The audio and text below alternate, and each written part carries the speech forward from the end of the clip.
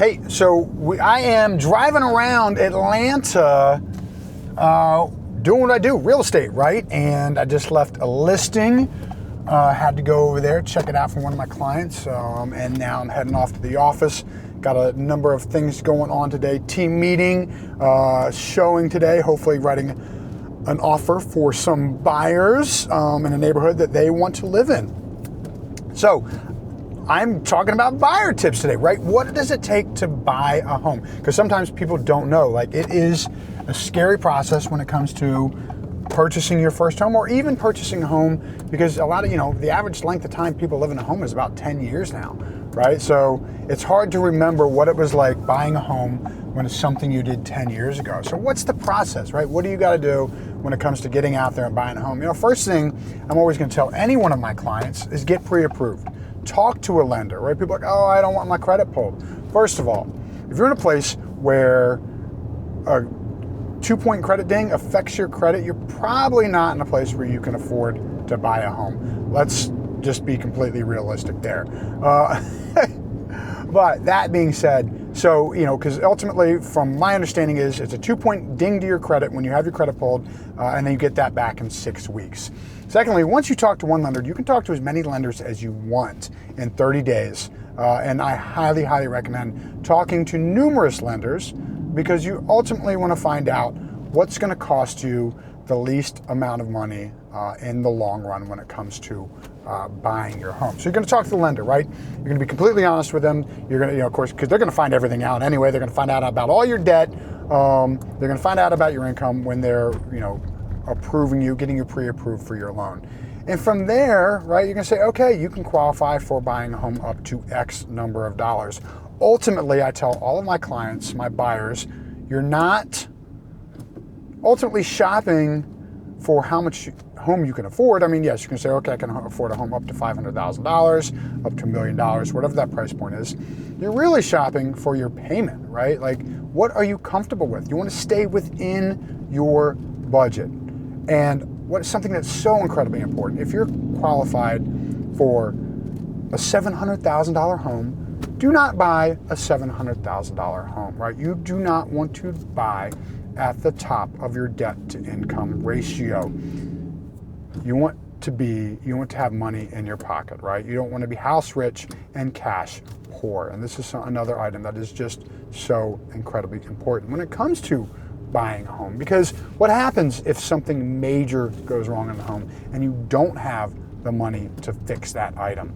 It can be very scary, right? So, and I've seen people in that position, and it's a hard place to be. So always, if you're qualified for a $500,000 home, what does it look like to buy a $400,000 home?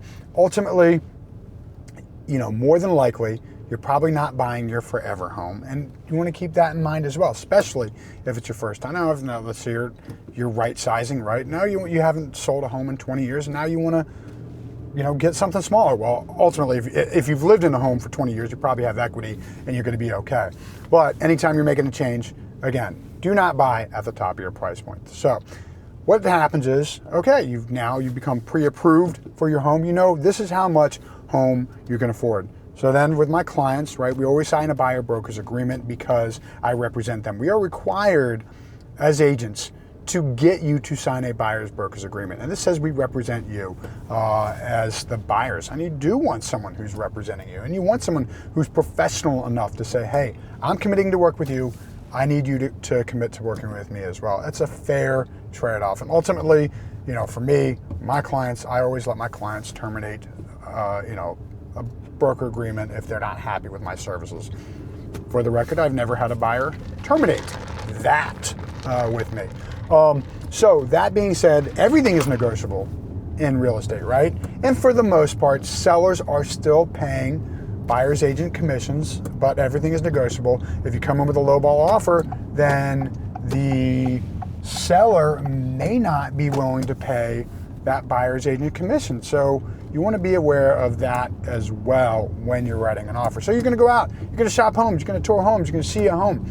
You're going to see a home you like, right? And as an agent that represents you, for instance, I'm going to say, okay, hey, listen, so we'll walk into a home. I see A, B, and C wrong with it. Here's why I would suggest not buying this home or buying this home for the long run, right? I'm going to tell you what it looks like selling this home. There are certain big red flags I'm going to tell my clients that, like, hey, this is maybe not a good idea to buy a home because of this red flag. So things like a steep driveway, right? That's a bad one. That makes it harder to sell on the other side of the deal. Now, if you love the home so much, you're like, I don't care, the steep driveway is not turning me off, I got to get the home, then great. Or if you buy it, again, be prepared to, if you're buying a home with a steep driveway, sell it at a discount. And I'm going to go through all those things when I'm talking to my clients, right? So we go under contract, right? We've found the home you love, written the offer's accepted. Now we're going to inspect the home. And you as the buyer are responsible for all inspections in the state of Georgia, right? It is on you as the buyer to discover what is wrong with this property. Now the seller is obligated to tell you about any defects that they know about, and let's assume that they have disclosed everything they know. But still, you want to do things depending on the age of the home. You're going to get your general inspection. If it's an older home with lots of trees in the yard, right? Like, I would highly recommend a sewer scope because you don't know if any roots have gotten to that plumbing. That is a big ticket expense. If you have a septic tank on the property, you want to get that inspected, right? So you go through all the inspections, and then based on what you find, you're going to submit what's called the amendment to address concerns. All that is basically you saying, hey, these are the items that we are concerned with. We want to have them either fixed or we want some sort of credit. And if you come to an agreement based on that, right, they're going to either give you the credit, they're going to say, no, we're not fixing, or yes, we are fixing these items. Great, you agree to that. And then from there, you're going through your final appraisal contingency. The appraisal contingency, typically on a home purchase, right? You're saying, the home has to appraise for our contract price, assuming it appraises. And I've had scenarios where it doesn't appraise, right? And that's another round of negotiations. If it doesn't appraise, you would submit an amendment saying, we want the price reduced to the appraisal price. There's negotiations back and forth. Sometimes you need to give up some closing costs if you're reducing the contract price of the home. It all depends. Again, every deal is different. But once you get through the appraisal and the financing contingency, is where the lender just says, okay, we've collected all the final documents that we need. You're fully approved for the loan. You head to the closing table, right? Typical closings are around 30 days from going under contract. Additionally, on top of being responsible for all inspections, as a home buyer, you are also responsible for earnest money deposit. Earnest money deposit is typically around 1%. Sometimes, if you want to show you really want the house, you'll put down 2%. And this is fully refundable in the state of Georgia during the due diligence inspection period, right? Due diligence. Once you are outside of due diligence, this is not fully refundable, right? Every deal is different. We want to make sure, you are paying attention to the ins and outs of your contract. But ultimately, if you go under contract, during the inspection period, due diligence, you are able to get your earnest money back, provided you terminate the agreement during that time. But so you just want to be aware, okay, if you're 1% down or 1% earnest money deposit within typically about 3 days of going under contract. If you're buying a $500,000 house, right, that's $5,000 out of pocket right there. Then I need to pay for all inspections. Your general inspection runs around $500. Sewer scopes can be another $200 or so to $300 depending. Things like radon checks, HVAC inspections.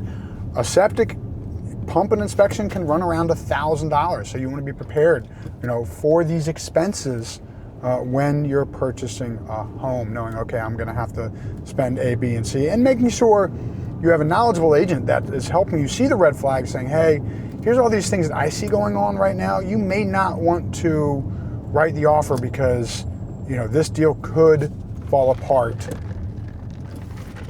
and you could be out, $1,000 or $2,000.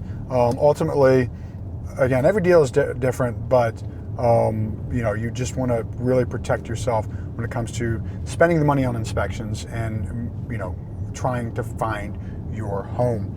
So hey, I hope all that is helpful when it comes to, you know, buying a home, right? Getting you to the place where you're looking to make that change. Hope that helps educate you, so you can make the right decisions when you are looking to buy or sell a home. And here's the thing: I of course can help anybody here in the Atlanta area, or anywhere in Georgia, really buy a home. But if you're looking to buy a home anywhere in the United States, guess what? I have a great network of agents all over the place. So if you're thinking about buying a home, and maybe you need a good recommendation in Los Angeles, in New York, in Miami, right? I have literally a database of over 30,000 agents that I stay in touch with, and I communicate with KW agents all over the U.S. Because I've intentionally built relationships to help people anywhere buy a home or sell a home. Oh, all that being said, hey, I'm Tony Toich, driving around Atlanta trying to help people get smarter and more educated when it comes to buying and selling homes.